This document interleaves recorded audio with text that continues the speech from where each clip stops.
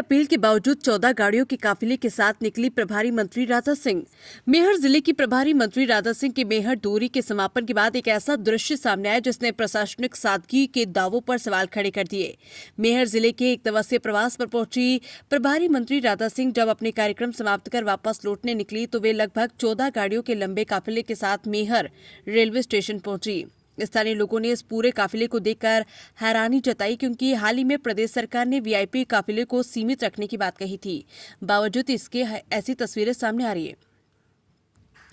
दरअसल देश में ईंधन बचत और सरकारी सादगी को लेकर प्रधानमंत्री नरेंद्र मोदी ने सार्वजनिक रूप से अपील की थी कि अनावश्यक सरकारी खर्च और बड़े काफिलों से बचा जाए। इसी के बाद मध्य प्रदेश के मुख्यमंत्री मोहन यादव ने भी अपने सरकारी दौरों में वाहनों की संख्या घटाने का निर्देश दिया था। रिपोर्ट्स के मुताबिक मुख्यमंत्री ने अपने स्वयं के काफिले की गाड़ियों की संख्या 13 से घटाकर 8 तक करने का फैसला लिया और मंत्रियों को भी कम से कम वाहनों के साथ यात्रा करने की नसीहत दी गई। लेकिन मेहर में प्रभारी मंत्री राधा सिंह का 14 वाहनों के काफिले के साथ रेलवे स्टेशन पहुंचना अब चर्चा का विषय बन गया।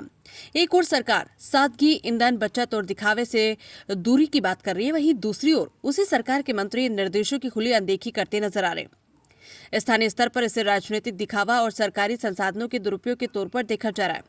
सबसे बड़ा सवाल ये उठ रहा है कि जब मुख्यमंत्री खुद छोटे काफिलों के साथ चलने का संदेश दे रहे तो क्या ये नियम सिर्फ आम अधिकारियों और कर्मचारियों के लिए हैं?